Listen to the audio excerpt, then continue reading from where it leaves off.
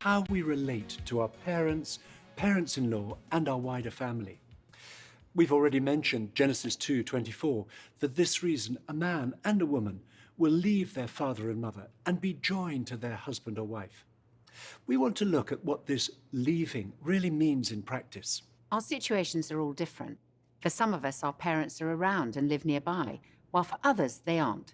Some of us have great relationships with our family, while for others, it's more difficult. Whatever our situation, when we get married, our relationship with our parents must be different to the way it was as we were growing up. In marriage, our first loyalty is now to our husband or wife. There needs to be a new center of gravity in our lives. When we're young, our home is like our center. As we grow up, we move out in wider and wider circles of exploration and independence, learning to walk, going to school, gaining more freedom as a teenager, eventually becoming an independent adult, and for many people, living away from home for the first time. But even for those who leave home, the center can continue to be their parental home, emotionally and in other ways. And they may return for comfort, encouragement, money, advice, or just to get their laundry done. But once we get married, there needs to be a shift in our thinking. Our marriage relationship becomes our new center of gravity. It's the first place we look to for comfort, security, and affection. It took us a little while after we got married to adjust to where we called home, but it was an important transition for us. Now, of course, this leaving won't be a question of geography if you're still living in the same house as your parents. However, there still needs to be a psychological and an emotional adjustment that takes place when we get married. And we mustn't underestimate what a massive change this is, particularly if there's ongoing emotional dependence by one of us on a parent or the other way around. And we may be used to talking on the phone with a parent frequently, perhaps many times a day, about every aspect of our life. There's been a deep emotional connection, and that's not a bad thing. But after marriage, the emotional connection must first be with our husband or wife. I've always had really deep relationship with my mom, and we've always been more best friends than mother and daughter. And I really had to work hard when we moved to Scotland and started our grown-up life together as a family. What to tell my mom, what not to tell, how to sieve it properly so I can still have that great relationship with her. But any sort of problems between us, any sort of arguments that we would have between us, I had to deal with Michael, talk to him about it rather than going to my mom and talk about Michael behind his back. I had to be vocal, and it took me a while to be actually brave enough and say it loud, like, listen, I'm not really happy about you sharing everything that we are discussing with your mom. I need to know that when we are talking, you are speaking it through your heart, not that someone told you to say this or that to me. Because that was usually the case, that if something happened, I would pick up the phone and kind of talk about our situation with my mom. And obviously the image would stay with my mom for much longer than it stayed with me, because we would come to an agreement after 5 minutes and then my mom would still feel kind of Grinch about Michael not being nice to me or to fulfill my expectations. Some of you will feel deeply challenged by putting in a boundary with a parent. The principle of making our partner our first loyalty is essential for a healthy marriage. But prioritizing our marriage doesn't mean we stop loving or respecting our parents. We put in boundaries where necessary as kindly and sensitively as we can. The commandment in the Bible to honor our father and mother doesn't cease to be valid once we're married. And parents may well have much valuable advice to pass on, and personally, Nikki and I have gained a huge amount from talking to our parents and learning from them. But we discovered early on how important it was for us to make our own decisions together as a couple, rather than deciding on something directly with a parent and sidelining each other. And this applies to both large and small decisions, such as the decoration of your home, how you spend your time, how you use your money, the tidiness of your home, your choice of holidays, and the way you bring up your children. And often it's the relatively small and mundane decisions that can cause the biggest issues for couples.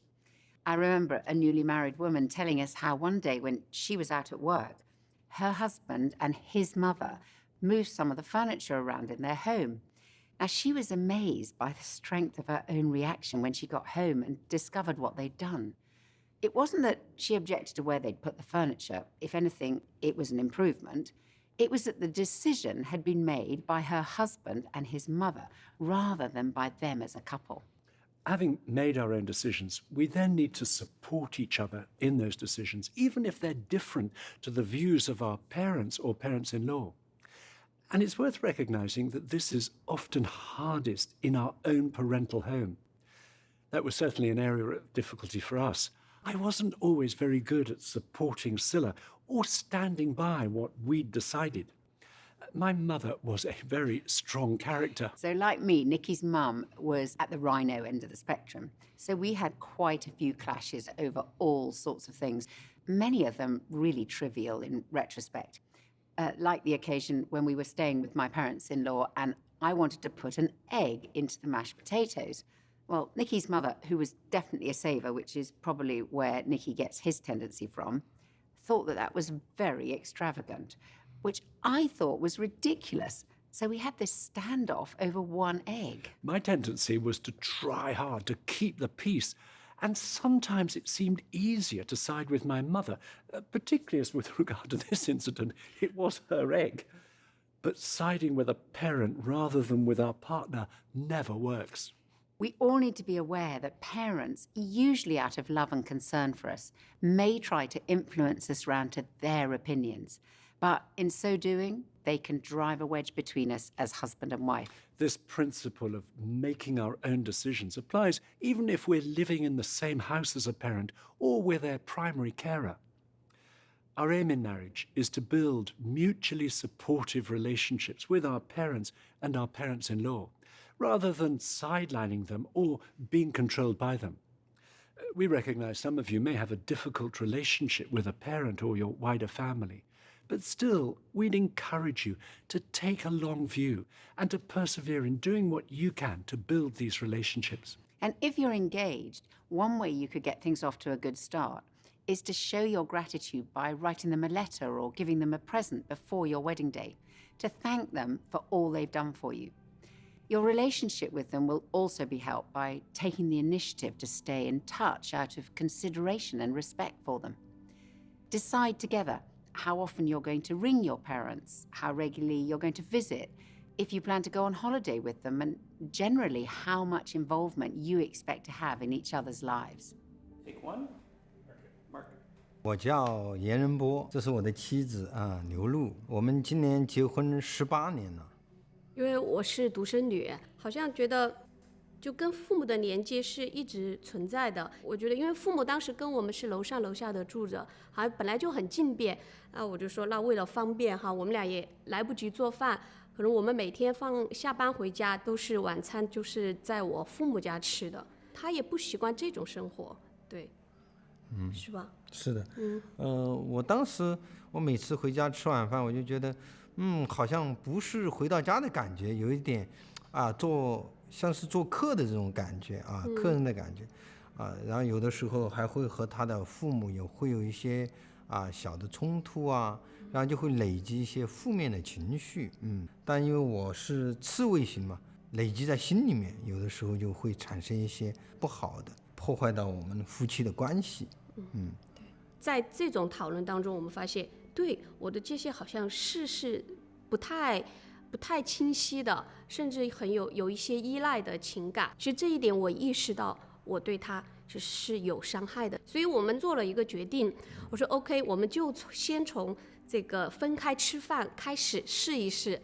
但是其实后来我们那个课后，当我们去执行这个决定的时候，发现并不容易，因为我有压力。其实我们去跟父母谈的时候，我是有压力的。对于他们来说，对于老人家来说，几十年我都这样子过，为什么突然你跟我说你不跟我一起吃饭呢？所以这个时候其实也很感谢仁波，当时他给到我一个很坚定的一个鼓励，一个陪伴吧。所以我们最后是一起站着，我们一起来给父母明确的说，我们一起做了这个决定，希望他们可以理解。现在呢，我们又有一个新的惯例，就是我们每周周末会邀请双方的父母，然后到家里面来吃一顿午饭，然后呢给他们聊聊天，关心一下他们一周以来他们的生活，他们的身体情况，然后呢这样的关心到他们，让他们也感觉到，我们分开吃饭不是说对他们有意见，或者是要远离他们，而是通过这样的方式呢，可以很好的来照顾到他们，然后更好的来孝敬他们。So the next conversation in your journal is called Parents and In-laws. Discuss as a couple what possible areas of tension you can foresee from the list you'll see there, and then think about how you might go about resolving them.